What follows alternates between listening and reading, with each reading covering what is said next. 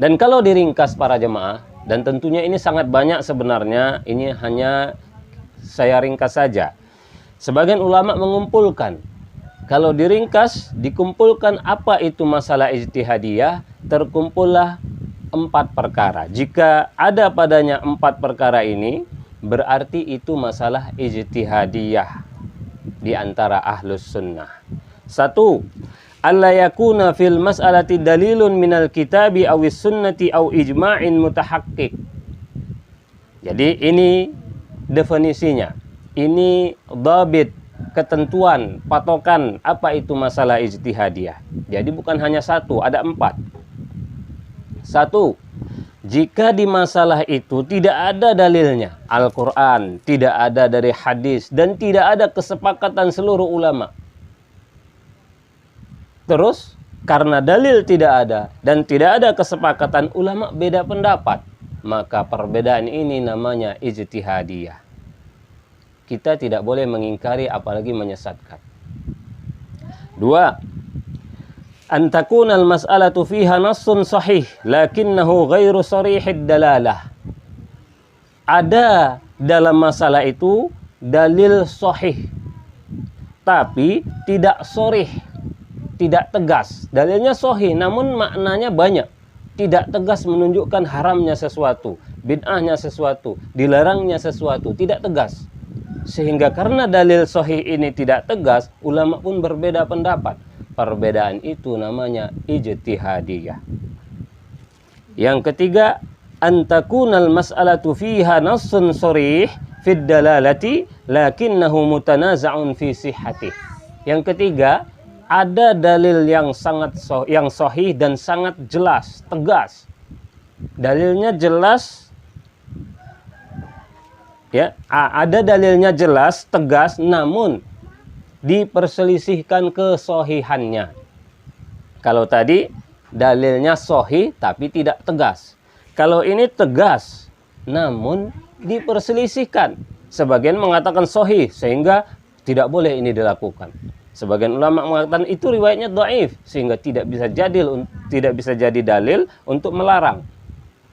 Nah, berbeda pendapat ulama itu masuk kategori ijtihadiyah. Hargai perbedaan, sampaikan ke umat dua-duanya.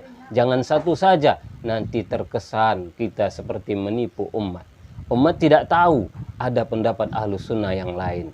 Seakan-akan sepakat, itu akibat dalam penyampaian kita sudah salah. Dan yang keempat para jemaah, ayyakuna lahu mu'aridun qawiyyun min nususin ukhra. Ya, masalah itu ada dalilnya, ya, dan tegas juga, dalilnya tegas. Namun ada dalil lain yang mengesankan ketegasan itu bukan berarti haram, bukan berarti tidak boleh dan seterusnya. Dalil lain ini seakan-akan memalingkan makna dari hadis tegas tadi. Berbedalah ulama. Maka perbedaan ini dinamakan ijtihadiyah. Jadi para jemaah, begitulah masalah yang perlu kita ingat supaya kita tahu apakah berbagai amalan kaum muslimin, berbagai keyakinan kaum muslimin khususnya di Indonesia ini memang perkara sesat yang nyata atau sebenarnya itu masalah khilafiyah ijtihadiyah yang kita wajib menghargainya. Kita wajib bertoleransi dan kita sama-sama ahlus sunnah. Coba nanti akan kita buktikan, akan dibahas, akan coba saya bahas nanti secara ilmiah satu persatu. Apakah benar amalan itu ijtihadiyah ataukah tidak? Apakah terpenuhi dari 4 syarat itu atau tidak? Para jemaah, ya, inilah yang bisa saya sampaikan. Semoga ini ada manfaatnya.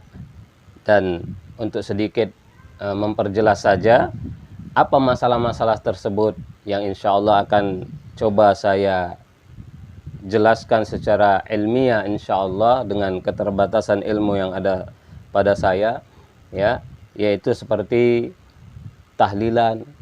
Apakah itu memang bid'ah sesat, tidak ada toleransi padanya, bukan ijtihadiyah?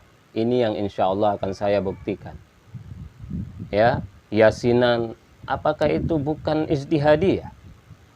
Maulid Nabi, apakah ini bukan ijtihadiyah? Zikir berjamaah, doa berjamaah, apakah ini memang perkara sesat yang nyata? Para jemaah, memang betul banyak ulama-ulama kita, khususnya ulama salafi zaman ini, mengatakan itu bid'ah yang sesat. Namun ulama ahlu sunnah itu sangat banyak, para jemaah. Apakah semuanya sepakat? Apakah betul ini sesuai dengan 4 prinsip ijtihad tadi? Insya Allah akan kita jelaskan dalam pertemuan yang akan datang.